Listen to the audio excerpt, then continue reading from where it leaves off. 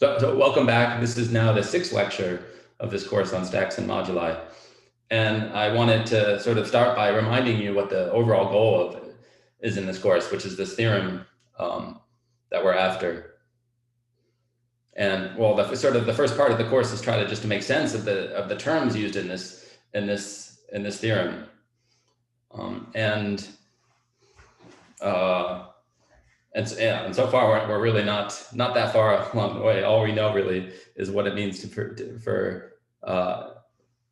we've defined a Deligne-Mumford stack, but sort of the point of today's lecture is going to discuss like the first properties of algebraic spaces and stacks, and we'll define properties of morphisms and absolute properties of stacks. So we'll be able to add to our understanding of at least the terminology of this theorem. But yeah, this is sort of a unique course. Usually when I teach graduate courses, it's not very clear where I'm headed, and usually not even clear what I've done. But at least in this course, there's like one goal, and we're working towards sort of a construction of a projective moduli space for MG bar. And maybe I should remind you, let's see. So I'm going to just summarize where we are. And so far, we've defined MG, not MG bar. And last time we showed that MG is an algebraic stack. It is Deligne-Mumford, in fact, but we have not shown that yet. And so we have two things eventually. We need to introduce stable curves in their moduli space, and we also need to show sort of a characterization of Deligne-Mumford stacks in order to guarantee that the MG and MG bar are Deligne-Mumford. But I think this is also a good time to summarize like the overall outline for this course. I think this course really breaks into four parts.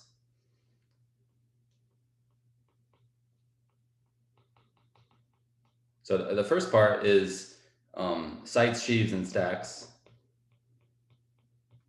which we've already covered. And the second part is sort of developing the foundations for algebraic spaces and stacks. This is sort of where we are. Right, we had one lecture so far where we introduced the definitions of algebraic spaces and stacks, and I'm going to, in the beginning of this lecture, review those definitions.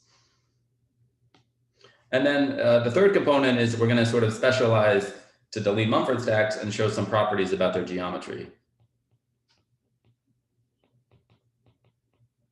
with mainly the goal of showing the Kiel-Mori theorem that there exists a coarse moduli space.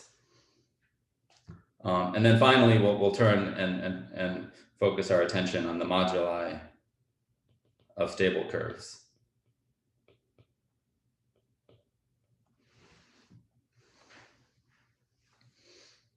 All right, so that's the course outline. Are there any questions?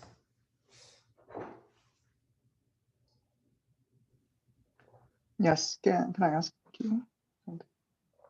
So is MG an algebraic space? No.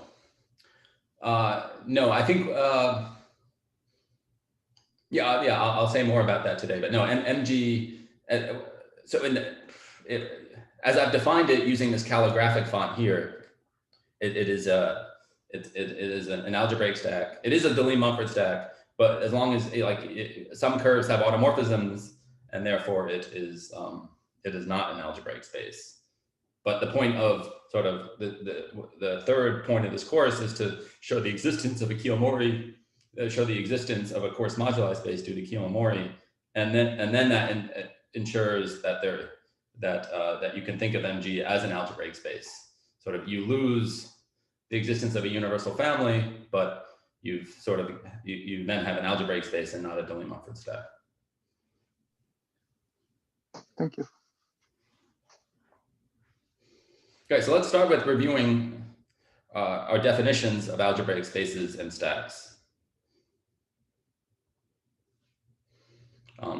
And to begin with, I should have the definition of a morphism. So in order to define algebraic spaces and stacks, we need to define some notions of representability. And this is sort of recapping what we defined last time, is we say, if we have a map, either pre-sheaves or pre-stacks, we say that it's representable by schemes if whenever you map into the target from a scheme S, the fiber product is a scheme. So maybe it's useful to think about this with a picture. So we have our map F to G, and we're defining what it means to be representable by schemes. And the condition is that for every scheme S and map into G, the fiber product is a scheme.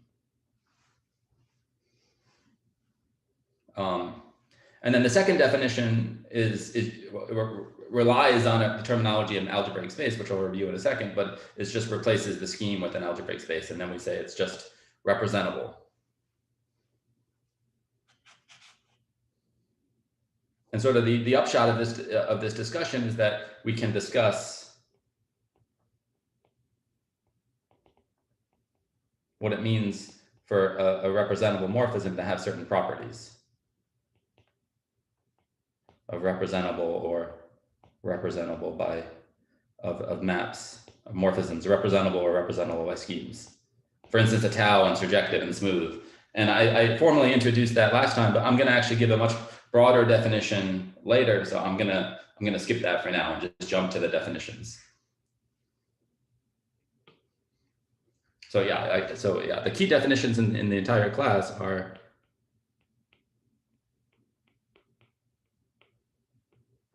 first the notion of an algebraic space. And so our definition is that an algebraic space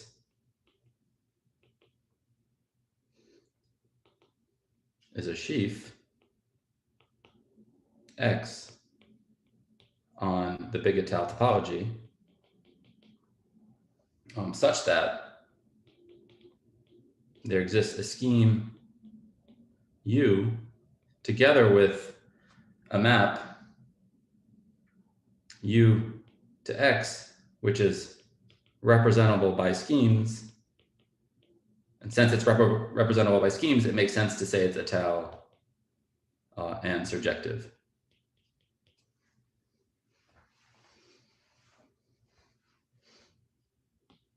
All right, we don't have a condition on the diagonal, but we discussed last time how this is equivalent to.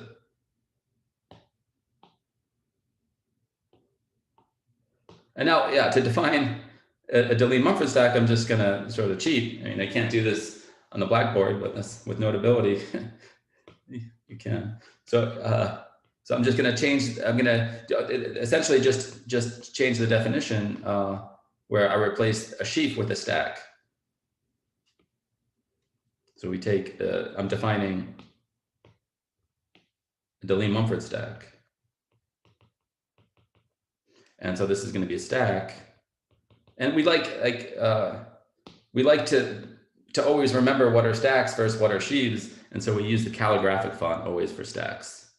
So Deligne-Mumford stack is a stack on the big Ital topology such that there exists a scheme together with a morphism, which is representable Ital and surjective.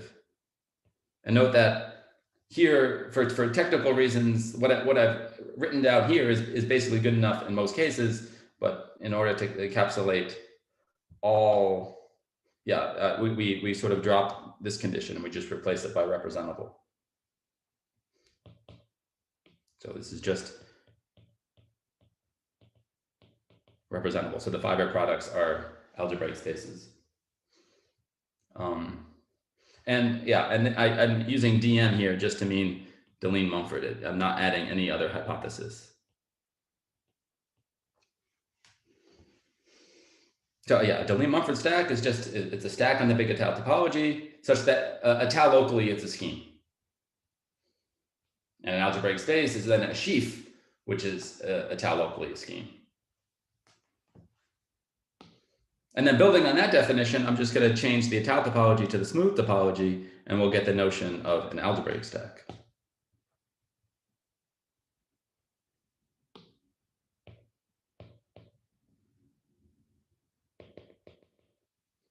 Yeah, so then an algebraic stack is a stack of the big Étale topology such that there exists a scheme which is smooth locally.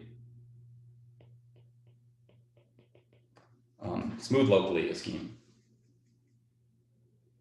This was 3. All right, that's where we were with our definitions. Any questions?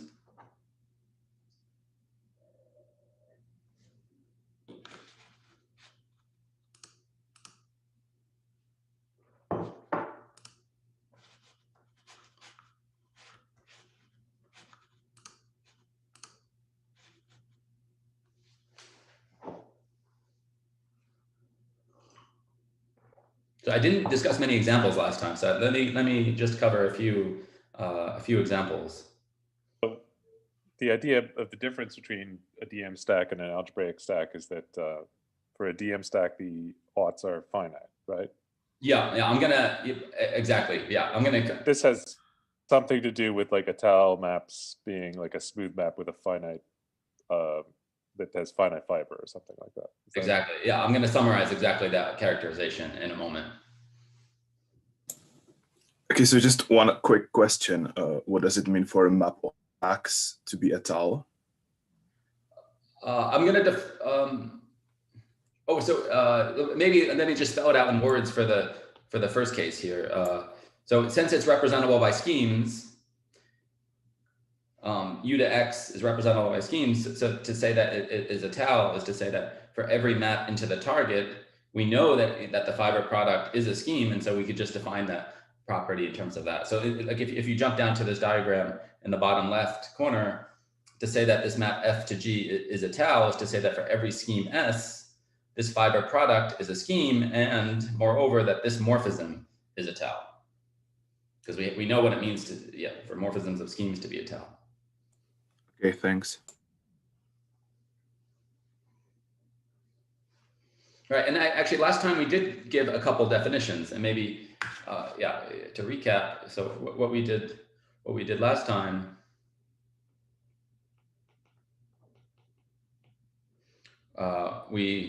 We had the quotient stack, and then we also looked at MG, and we showed that both of these were algebraic.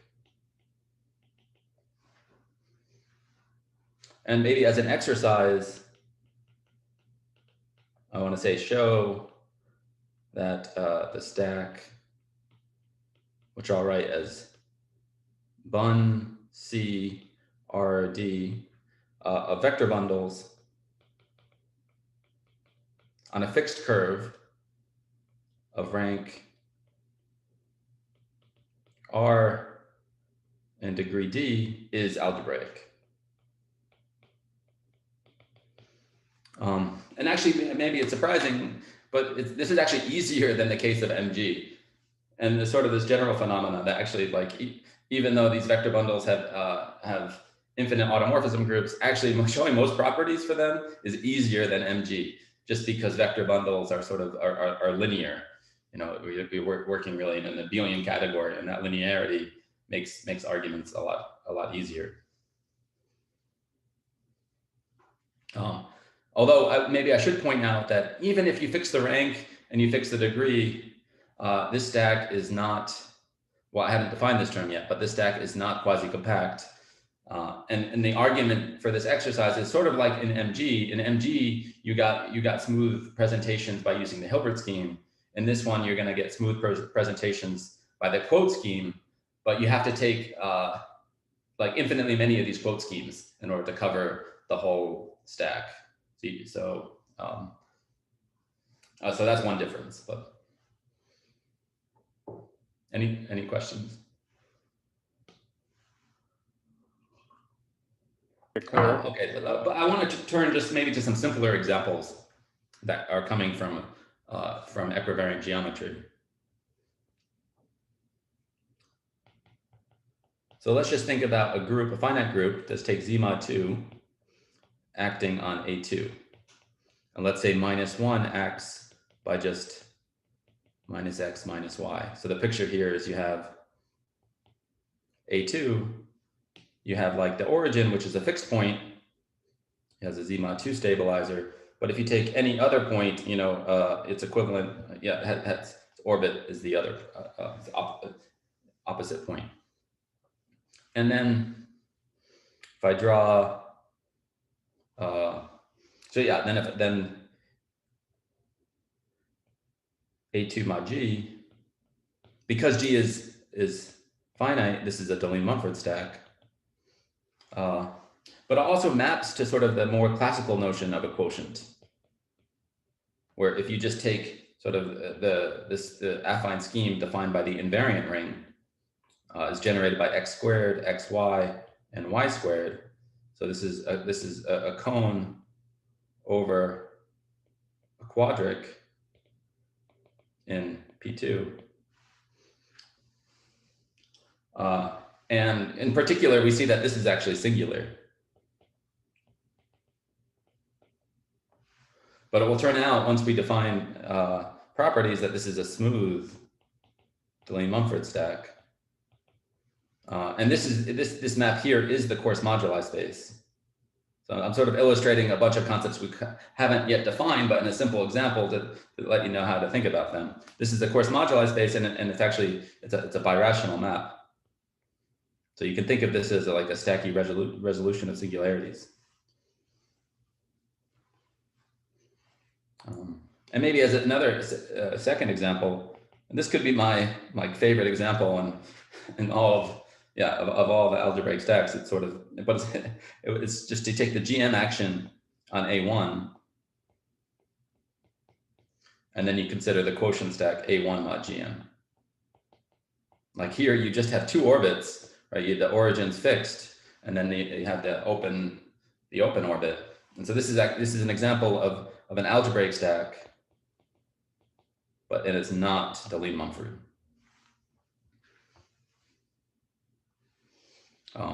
And as John was pointing out, one reason to see it's not Deligne-Mumford, as we'll get to later, is that it has an infinite stabilizer group. And in this case, like the A1 itself like maps to the quotient stack, and this is a smooth presentation. And then as another example, okay, I'm not going to spell out all of the details here, but I'll just sort of assert that there's an example due to Hironaka where there exists a smooth, proper threefold, say over the complex numbers. This is the same action, this is the same example of something that's proper but not projective. Smooth, proper threefold with a free Z mod 2 action. Let's call the threefold X, such that, with the following, such that there exists an orbit not contained in an affine.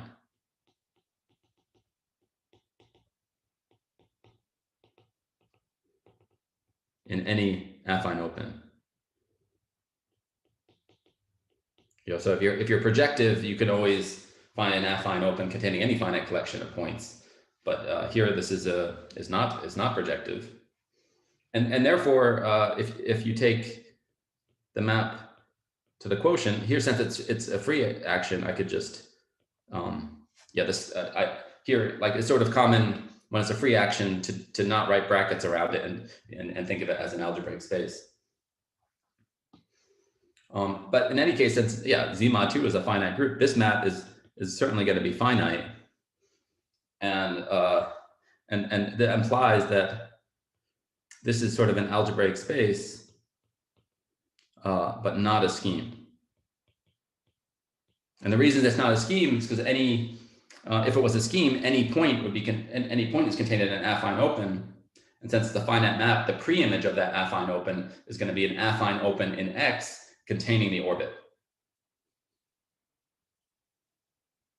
So this is our first example of something that's not a scheme. Although it's not very, at least I haven't written down very explicitly. But I want to give maybe a more pathological example of something maybe that's easier to visualize of something that's an algebraic space, but not a scheme. So this is example 4. And so here we're going to take G to be Z mod 2, and we're going to act on in this case, X is going to be the non-separated affine line.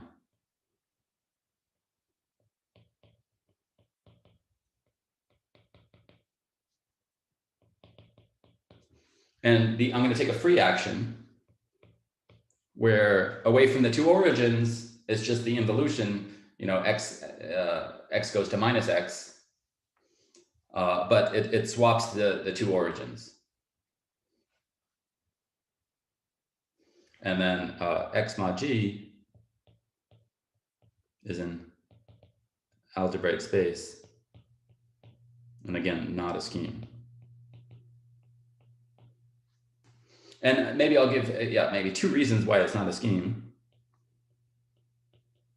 The first reason is, is the same as in the Hiranaka example, is that like the origin, like the orbit, the two origins are not contained in an affine.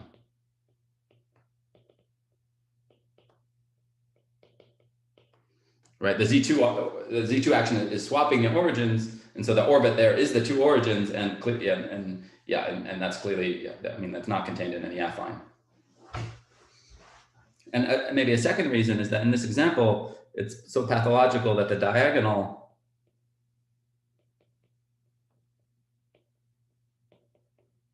let's call this algebraic space Y. The diagonal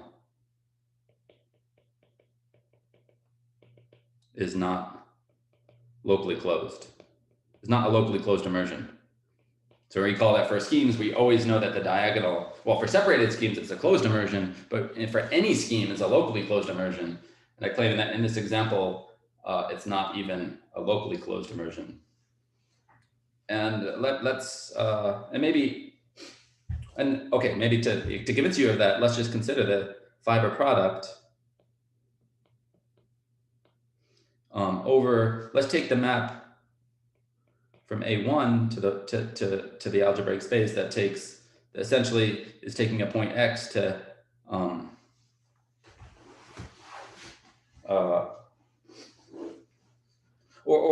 let me think about this. How should I say? I'm running out of space. That's the problem. Let me take a step back here. Yeah, this fiber product is what you always have, this Cartesian diagram where you have X cross X and then G cross X. And now what I'm going to do is base change further here by mapping. Oh, this is I really messed this one up. I base change further by the map that takes X goes to X comma minus X. And if you think about what that fiber product is, it's contained, I'll write it over here. It's the disjoint union. So you're looking at all of the elements in G sort of that send X to minus X. And so when X is non-zero, you have like a unique element minus 1X.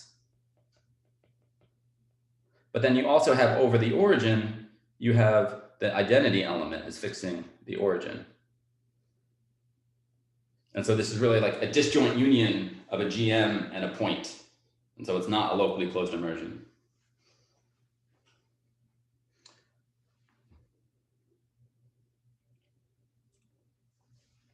Yeah, any questions? I don't think I explained it to the best of my ability, nor is my diagram very illustrated. I'm sorry, but we can return to that maybe in the discussion. In both of these examples, where you're talking about somehow like the pre-image of some orbit, it seems like you're sort of implicitly assigning some topological space to this algebraic space quotient. So I guess, is there like a way to see where that comes from, or is that coming later? Yeah, that's going to come later today, actually. And maybe, I'm going to define the topological space of a stack, in fact. That's a good question. Thank you. All right, so we have some simple examples here. Today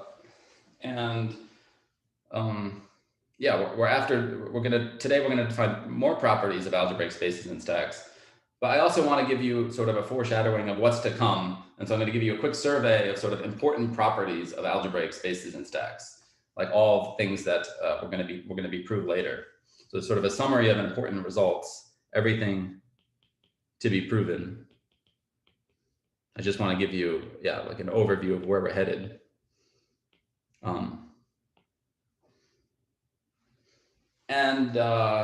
Yeah, the first important result I want to say is properties of the diagonal. So we did not encode this into our definition. And so, but I wanted to sort of stress that the diagonal is really important in stacks. And if you've ever attended a talk, maybe you've heard experts like debate on conditions of the diagonal and sort of the key point of why the diagonal is so important is that it encodes, the diagonal encodes the stackiness. And maybe to spell that out, let's just first recall what happens, you know, if I take the fiber product. So recall that if I have, let's say I have two objects over a scheme T, right? That defines a morphism from T into the product X cross X. And one of the exercises was to show that this fiber product is is representable by this isom. Oh, sorry, no, it is equal to the isom sheaf, where this here is the sheaf, or the sheaf that takes a T scheme S to the set of isomorphisms in the category XS of the two pullbacks. And I mean, the reason we know it's a sheaf is this is one of the axioms of being a stack.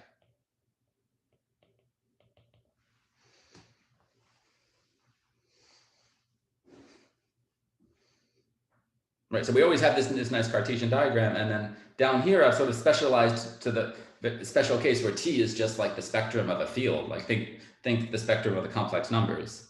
And so if we have a point, I think of that as a point from a map from the spectrum of a field to the stack, we define the stabilizer to be this fiber product. It's nothing other than the isom sheaf. So we define the stabilizer as this, but the important, here's the most important point of the diagonal is that over here on the right-hand side is that it's always representable. So if it's an algebraic space, it's representable by schemes. In general, if it's an algebraic stack, it's just representable. And the consequence of this is, like, in particular, the stabilizer, GX, is, well, it's always an algebraic space, but in fact, it's a scheme.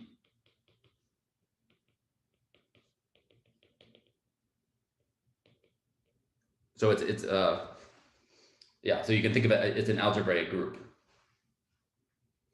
But often we will impose further conditions.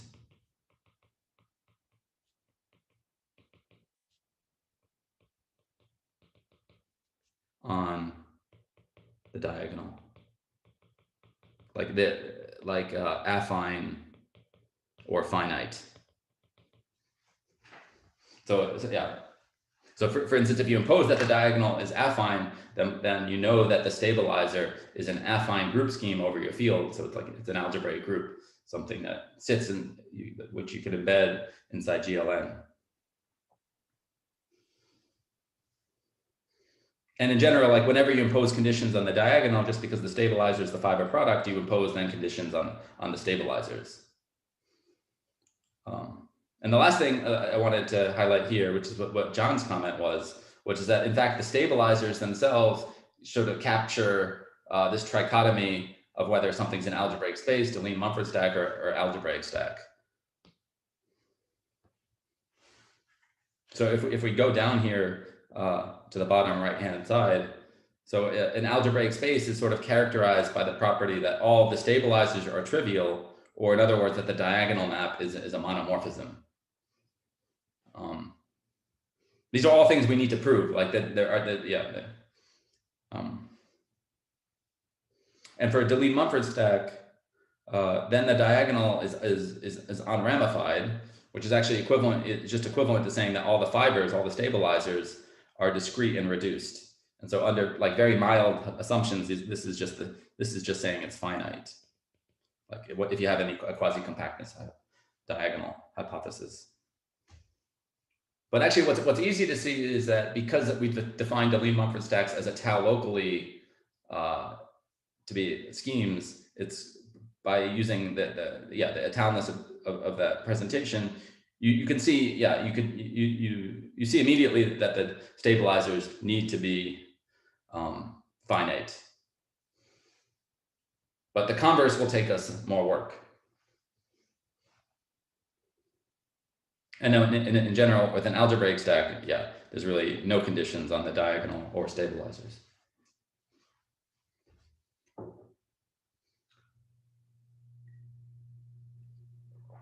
Do you still get at least that it's like smooth because of smooth presentations, or well, the diagonal won't be smooth.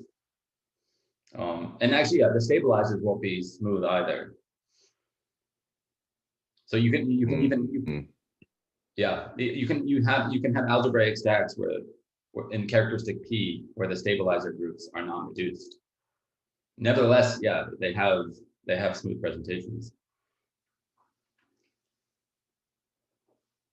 Yeah, that's a good question. For the definition of a stabilizer, you don't have to work over K-schemes or anything like that. Well, here I've only defined it for field value points, but you can define it for any, for a T value point if you want. Yeah. Cool. There was a question in the Zulip chat. Did you assert that the stabilizer is a scheme always? I did, but I didn't show that. Yeah, this property here, I didn't prove this. Yeah. Oh yeah. I haven't proven that. I won't use that property. I'm just sort of saying it for your own knowledge. But there was also a counterexample pointed out. What if you take like the group algebraic space like A1 mod Z and take B of Z, like the. Oh, okay. You want me to have some quasi-compactness, quasi-separated hypothesis? Yeah. Okay. Sure. Yes. Yeah. And actually, I'm gonna summarize other properties of algebraic spaces in delete Mumford stacks, but I'm only gonna do it sort of in the Noetherian setting, so I don't need to worry about like specifying exactly what the right conditions are. So here's a summary. Let me highlight that. I'm just gonna assume everything is Noetherian. It's just I don't want to worry about like exact technical hypothesis and quasi-separatedness hypothesis you need for the stuff to be true. But so starting on the left-hand side, for properties of algebraic spaces, the first property we're going to need. So we've already shown that if you take a finite group acting in a scheme such that the action is free, then the quotient is an algebraic space. Here, we're going to have a more general setup that you can take the quotient of any Italo equivalence relation. We'll define this stuff, formally later. And the second nice property of algebraic spaces is that at least that they have dense opens that are schemes, so they're not that different, that wild. And this third property is kind of a technical statement, but it's really useful because often when you're dealing with algebraic spaces, the way you prove things is reduced to schemes, which are then proven by reducing the affine schemes. So it's nice to know to have conditions that ensure that an algebraic space is a scheme.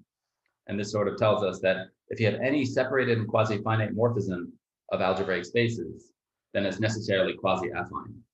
So for instance, if the Y is a scheme, then you get that X is a scheme. Sorry, what does dense mean in the second part?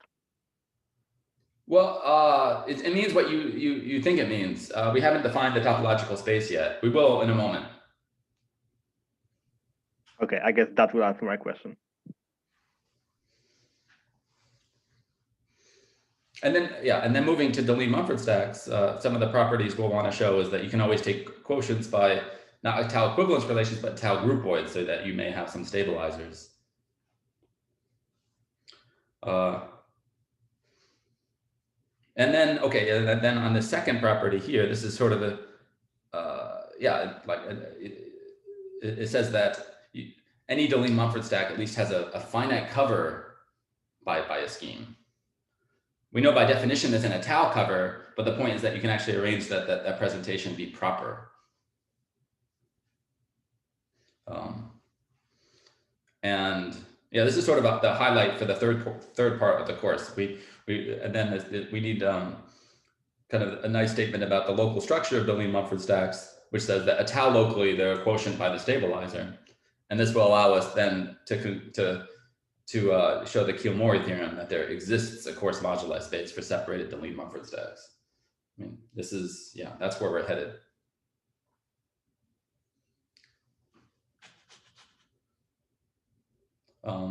But actually today we will do these two. We'll cover equivalence relations and groupoids if I have time. I'm kind of going slower than I thought. I'm still in the recap and summary. But yeah, it's a good time to ask for questions.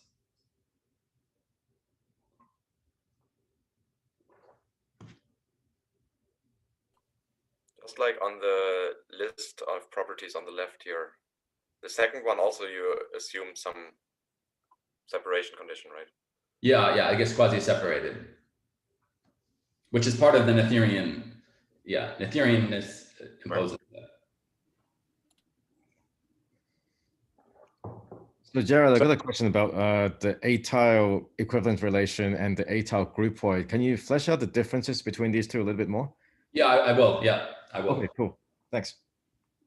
How close is this U that's going to be a scheme covering the Deligne-Mumford stack X? How close is that to the coarse moduli space?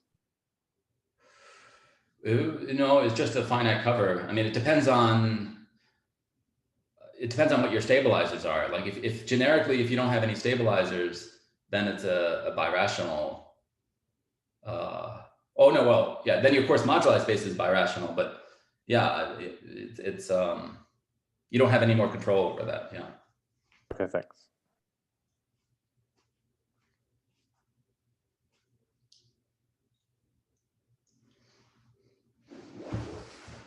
Okay, so now we need to get to properties of stacks, and we need to introduce some definitions. The definitions are fairly straightforward, so I sort of cheated and wrote them out ahead of time. So I'm going to walk you through these. I think So we need to define properties of morphisms or properties of stacks. Everything's done locally, so we need to make sense of like a tau local and smooth local properties. So here I'm taking P to be a property of maps of schemes. Think a tau, smooth, finite type. And then we say that a property is a tau local on the source if whenever you have a tau surjective cover of it, then that map having that property is the same as the composition having that property. So examples here are a tau surjective.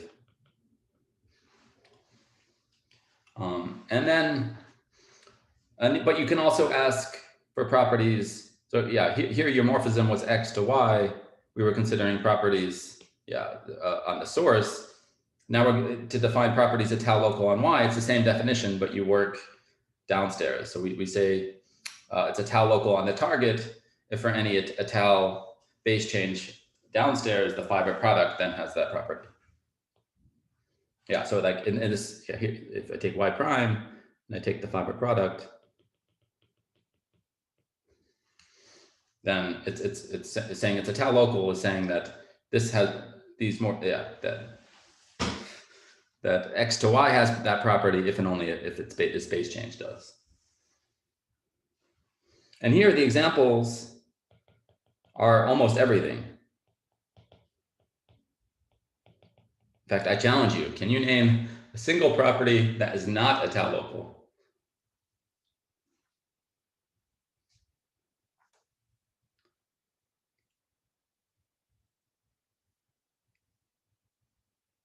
Any suggestions?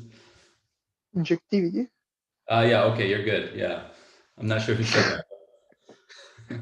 But yeah, almost everything except This- the important one, which is predictivity.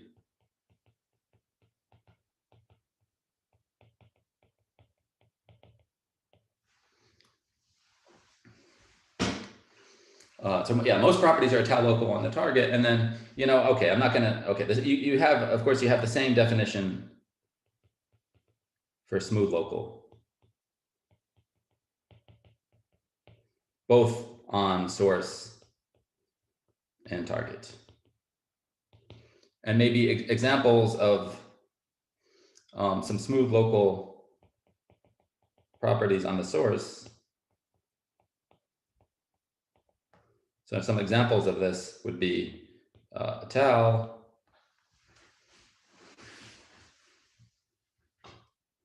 surjective, smooth, even flat, saying locally of finite type or finite presentation. These are all smooth local. And now once you have these properties, then that allows you to define properties of morphisms of Deligne-Mumford stacks or algebraic stacks. So moving now to the right-hand side, let's assume that we have a reasonable property that's stable under composition and base change. And then if it's a tau local on both the source and target, then you can define a map of Deligne-Mumford stacks to have that property. If basically for any tau cover of Y, so this is a tau presentation, and any tau presentation here, that then the composition has that property. And since it's a tau local on the source and target, it's also equivalent to saying there exists a single presentation V of Y and U of the fiber product, such that the composition has that property.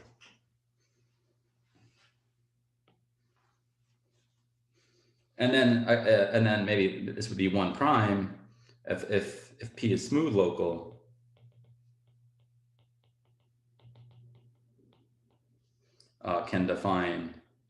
We can define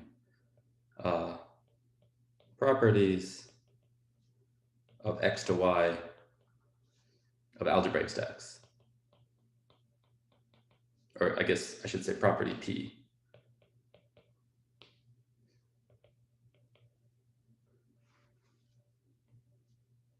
In the same way. Is that okay?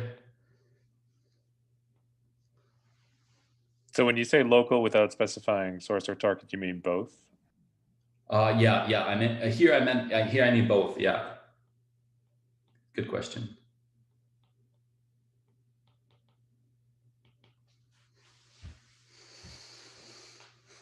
All right, but not okay. So certainly, yeah, being a tau local on the source is sort of a stronger property. But I'd also like to define. So here in number 2, if I have a map X to Y of algebraic stacks and I know that map is representable by schemes, I can really then define any property. Like this is sort of what we were doing before, right? If I know it's representable by schemes, I sort of just I define it in such a way that I require every base change to have that property. So then this allows me to define sort of like what open immersions are, closed immersions, local, oops, I don't know how to get, oh, yeah, locally closed immersions. And I could also define affine morphisms, quasi-affine. So for all of these properties by definition, like they're morphisms that are representable by schemes such that all the fiber products have that property. Anyway, these are all just definitions, but I think, yeah, so far, but this allows us to talk about many properties. And we can do the same thing for properties of stacks. That's the second goal here is now, but here we talk about we say that a property of schemes is a tau local sort of, if whenever you have a tau cover, then X has that property if and only if X prime has that property. And then this allows us to define, we say that a DM stack has P, as long as P is an Étale local property, if and only if for all Étale presentations, U to X, our Deligne-Mumford stack is X. For all presentations, U has P. And again, this is equivalent to saying there exists a single presentation that has that property. And we also have, again, the same for smooth local.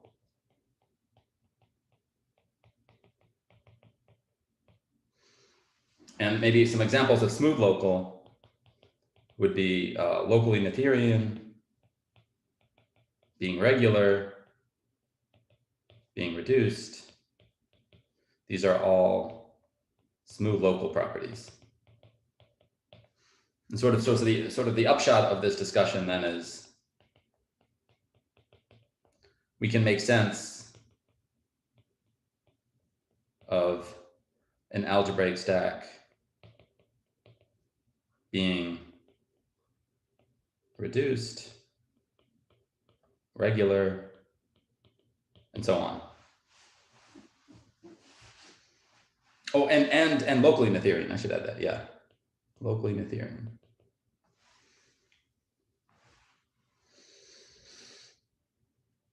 Okay, but now, yeah, and now we're going to turn to one of the questions that was raised and defining the topological space associated to an algebraic stack.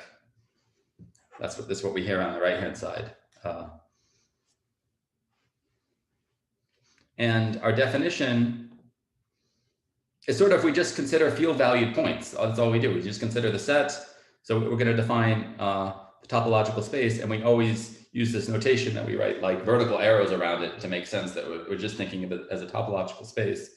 And we just take the set of field valued points, and then we impose this equivalence relation that two field valued points are equivalent if there's like a third such that it refines the two.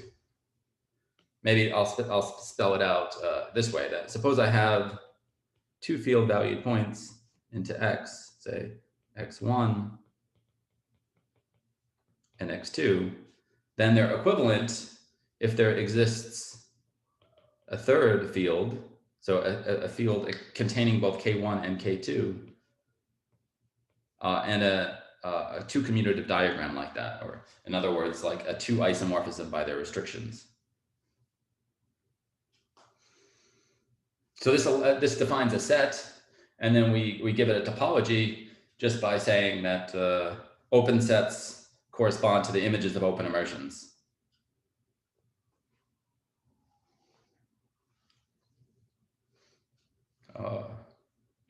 And we have, okay, now I want to give some examples. Maybe I'll start with a simple example. Let's take the Z2 action on A1, where -1 of X is just minus X. Right, then we have sort of A1 maps to the quotient. And then this maps to the classical quotient, mod G, which is just the spectrum of the invariance, which is isomorphic. This is isomorphic to A1 itself. And this map is the double cover. X goes to X squared. And then, so the picture looks like maybe this is a copy of A1 mapping to A1 downstairs, but it's a double cover everywhere except it's branched over the origin. Whoops. And then this sits inside, and then the stack itself looks the same way, but we have a Z2 stabilizer here. So in this case, I guess the topological space of A1 mod G is equal to the topological space of A1. But the only difference is that you remember the Z2 stabilizer here.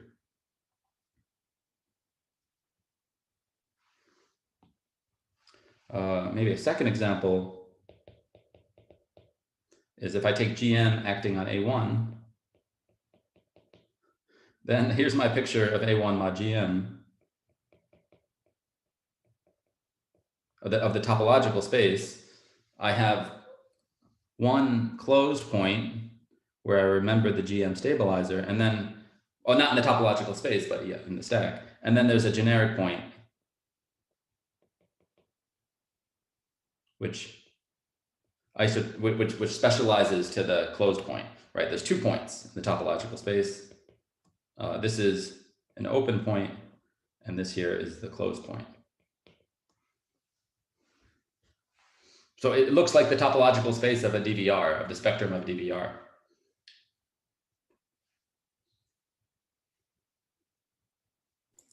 So I got one question. So what is the reason why we are good with fields and we are not using all affine schemes to define this topological space? Well, I think it's like with the schemes, for instance, regular schemes, like the topological space for any scheme in a point, there's like a unique monomorphism of the residue field, of the spectrum of the residue field into that scheme. And so you can capture any point by maps from fields.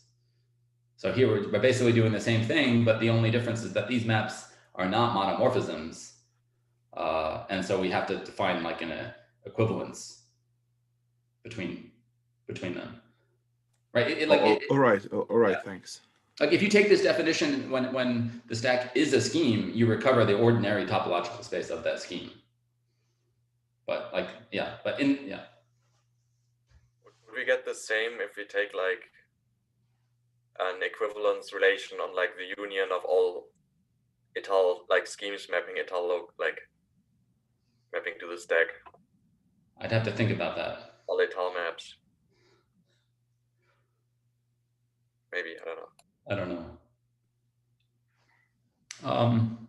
Let me give one other example. I think it's nice to have a lot of examples in mind. Here I'm going to take GM acting now on A2, and let's take it with weights 1 and 1. So this is just the scaling action. And so we have, again, the origin is fixed, and your orbits are just these lines. And so it's like, yeah, so then in this case, you have your A2 mod GM. And of course, if you throw out the origin, you have a copy of P1 inside. So this is sort of a compactification of P1. So it's sort of like you have so maybe to draw a picture, maybe if your P1 is here, then you're adding in origin a new point. So yeah, such that all points have that point in its closure. So I guess, yeah, the topological space then is just a disjoint union of P1 with the origin.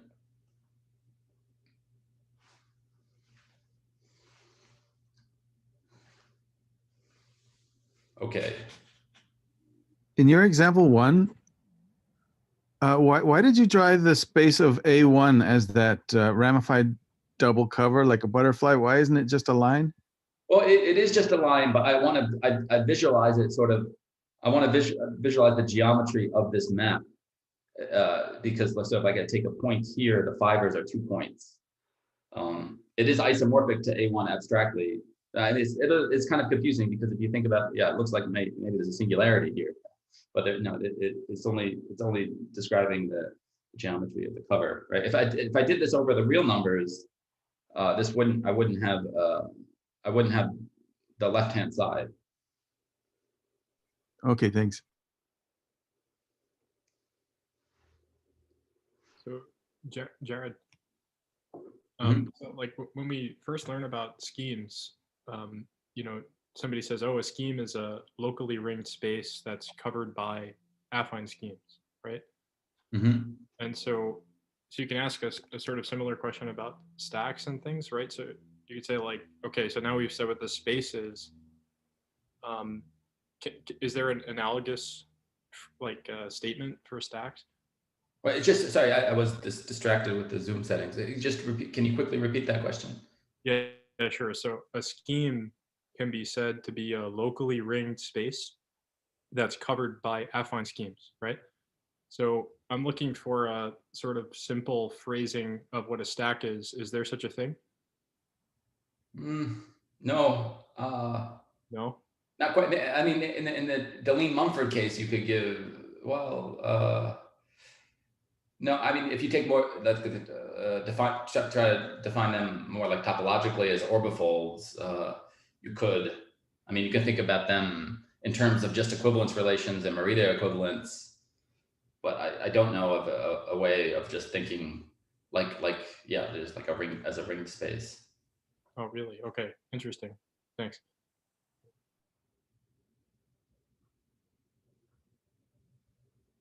I mean, it's sort of like you need to generalize your notion of a topology. You can think of it more as like a ringed site or like a ringed, but yeah. No, I don't have a good answer. Okay, yeah, fair enough. Thank you for trying. Yeah, it's fine. Okay, so yeah, the upshot was that for any algebraic stack, we can associate a topological space. And therefore we can use this topological space to define topological properties. And I'm just, so here I've defined an algebraic stack to be quasi-compact, or you could say connected or irreducible, any topological notion, if the underlying topological space is. And then you can also use this property to use to define morphisms. A morphism is quasi-compact if the induced morphism on the topological spaces is. And then, before we only defined everything locally of finite type. Now we could just say something is finite type or finite presentation. Well, let's say finite type if it's locally a finite type and quasi-compact. And maybe if you want to play around with these notions, here's an exercise. Show that X, an algebraic stack, is quasi-compact if and only if there just exists a smooth presentation from an affine.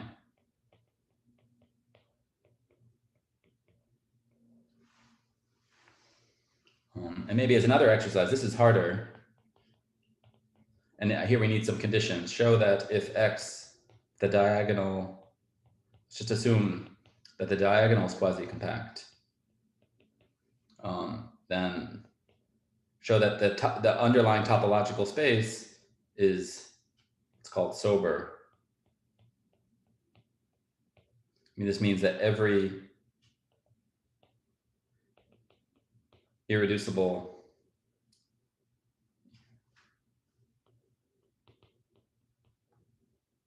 has a generic point. Every irreducible closed subset has a generic point.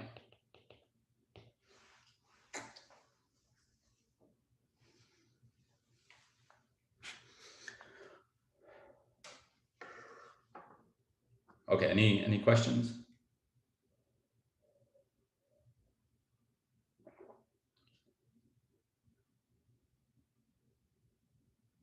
We're already an hour in, but I actually don't have that much more to cover. But the remaining topic is equivalence relations and groupoids, so I'm going to turn to that now. And so, yeah, the idea is to broaden our notion of quotients from the equivariant setting of group actions to the more general setting of just imposing like an equivalence relation on schemes. So we're introduced a very general definition here, and I'll walk you through it. So we say that an étale groupoid of schemes is really, and the way we write this, I mean, the way we write this is we have two maps, S and T to U. So an étale groupoid by definition is a pair of étale maps, S and T, which we think of as the source and the target, right? The S is for the source, the T is for the target. And we need to impose and we also have the data of a composition morphism, where like if you have a element in R whose target agrees with the source of the second one, then you can compose them. And now we have a bunch of properties that you can that are sort of analogous to analogous to the conditions you impose on like a set theoretic equivalence relation. And the associativity, you need an identity, like, and then you need an inverse.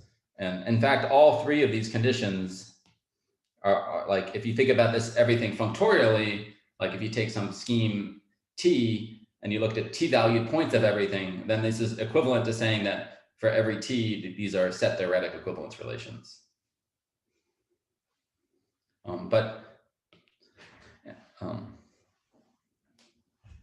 Right, and we think, maybe I'll write over here, we think of R as a sort of a scheme of relations. So like, for instance, if you have R in R, you could take, you have its source, S of R, and then you have its target, T of R. And so I'd like to think of R as, you know, determining a relation between its source and its target.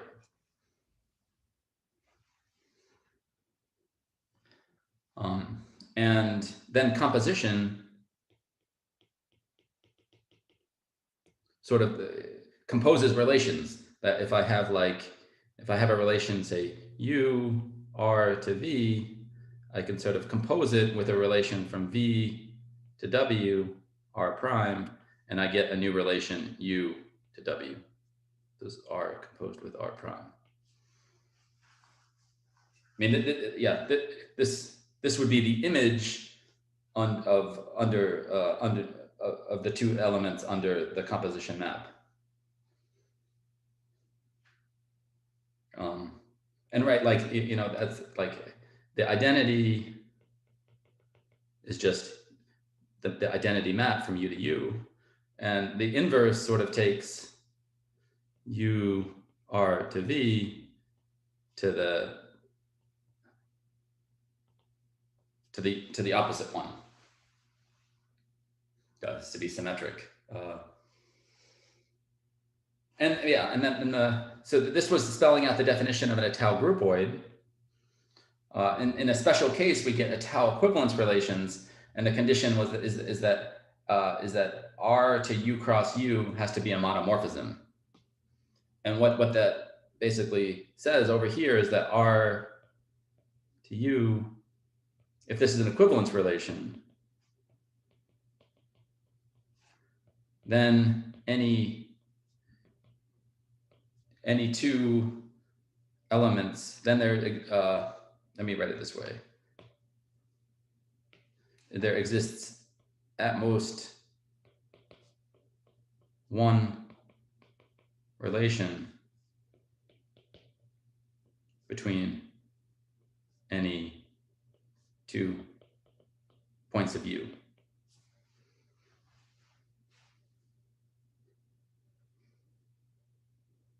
Right, and yeah, so equivalence relations are in the case when things are equivalently, if they're equivalent, they're uniquely equivalent. All right, I owe you some examples.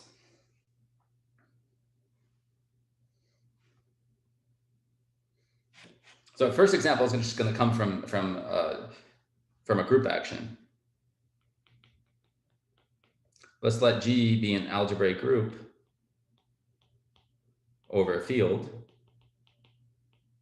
and let's let U be a K scheme with a G action.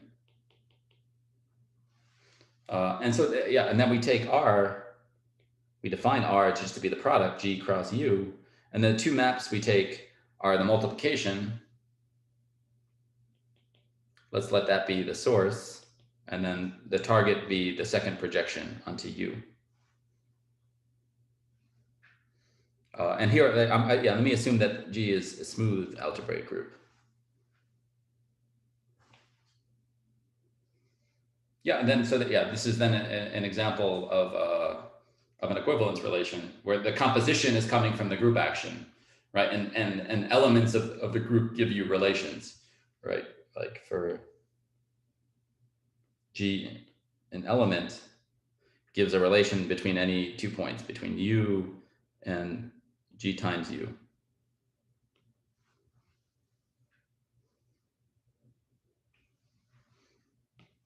And as a second example, let's let X be a DM stack, and let's let U to X be an étale presentation. Oh, I should have said on the previous slide, I'm just going to go back. I apologize. This gives you nausea. Back here, I only defined étale groupoids and étale equivalence relations. I mean, but by now you probably realize that you can do the same for smooth. So we have étale groupoids, étale equivalence relations, and also smooth groupoids and smooth equivalence relations.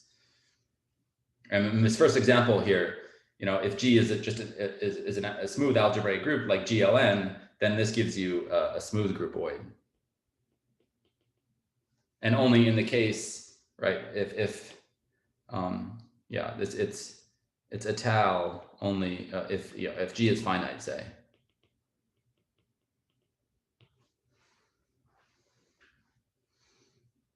Right. Okay, and then in our second example, let's take a Deligne-Mumford stack, or if you prefer, take an algebraic stack and then a smooth presentation, and then let's just define R to be the fiber product, and then I have these two projections. We take S to be P1, T to be P2, and they go to U, and this is an étale groupoid. And it's an equivalence relation. Well, maybe I should say, okay.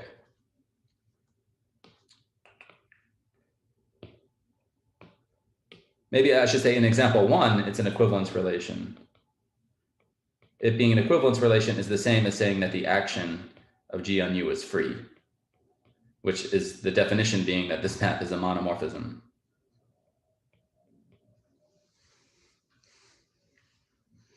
And in the second example, is that it's an equivalent relation. I guess I haven't. This might take some work to show. It is if this X is an algebraic space. So if you do this construction to the case where X was a sheaf, you get an equivalence relation, not an étale groupoid.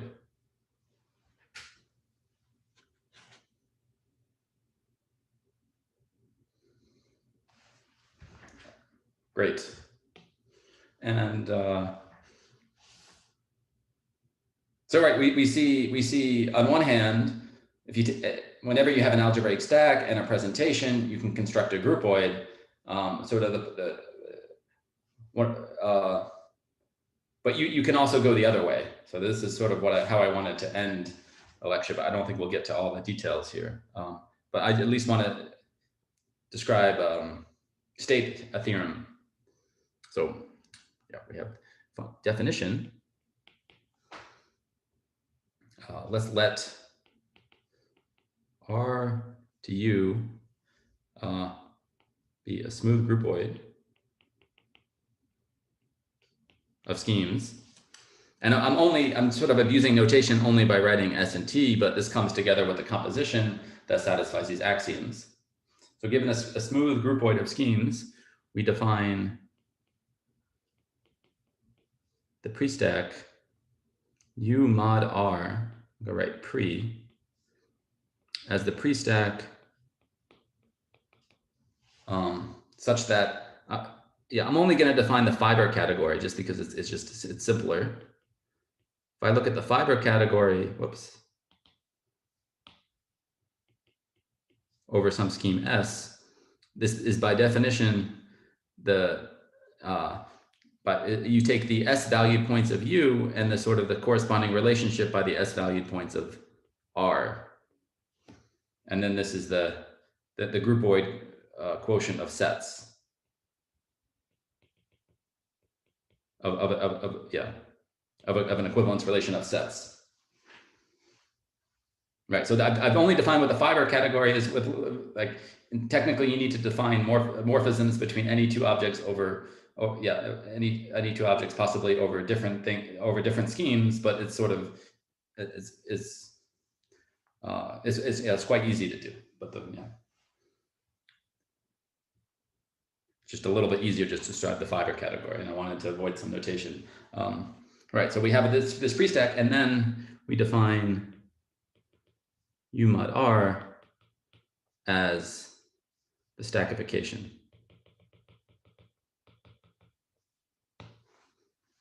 And we have sort of these two exercises, the exercises to show there exist Cartesian diagrams, just like in the group action case, where on one hand, I have U over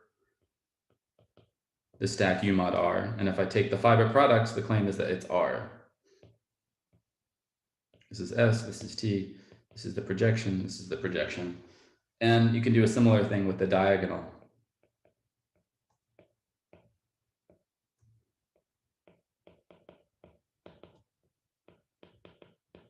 And if I take U cross U, P cross P, then the fiber product is R. So this lets us get a handle on these equivalence relations. And the main theorem that I wanted to show today, I'm just going to state it. Actually, but even though the proof is very short, but I'll return to it tomorrow. But the theorem is that if R to U is an étale, respectively smooth groupoid, then U mod R is DM stack, respectively algebraic stack.